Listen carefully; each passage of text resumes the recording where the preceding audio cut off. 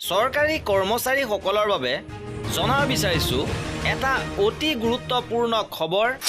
কাৰণ কৰ্মচাৰীসকলৰ মাজত এতিয়া চৰ্চা চলিছে, শেহতীয়াভাৱে চৰকাৰে এক নিৰ্দেশনা প্ৰেৰণ কৰিছে যে 3 দিন পলমকৈ আহিলে কৰ্তন হ'ব এদিনৰ কেজুৱেল ছুটি। চৰকাৰে নিৰ্দেশনা প্ৰেৰণ কৰিছে, কি আছে সবিশেষ আপোনালোকক জনাব বিচাৰিছোঁ। ভিডিঅ'টো প্ৰথমৰ পৰা শেষলৈকে চাই থাকিব। 3 দিন ধৰি একেৰাহে পলম হ'লে কৰ্তন হ'ব এদিনৰ কেজুৱেল ছুটি। কৰ্মচাৰীসকলৰ উপস্থিতিক লৈ কঠোৰ হৈছে। এতিয়াৰে পৰা পুৱা 9:30 বজাত উপস্থিত হ'ব লাগিব কাৰ্যালয়ত। 9:45 45ৰ ভিতৰত পঞ্জীয়ন কৰিব লাগিব উপস্থিতিৰ। আৰু এই নিৰ্দেশনা প্ৰেৰণ কৰিছে অসম চৰকাৰৰ জনতা ভৱনৰ কৰ্মচাৰীসকলৰ বাবে।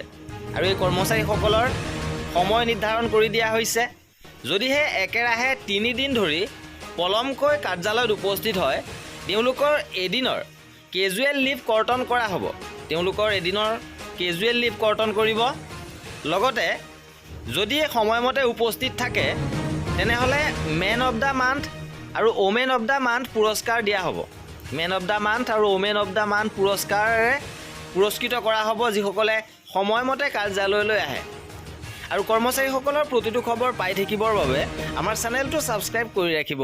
ভিডিঅ'টো শেষলৈকে চোৱাৰ বাবে বহুত ধন্যবাদ।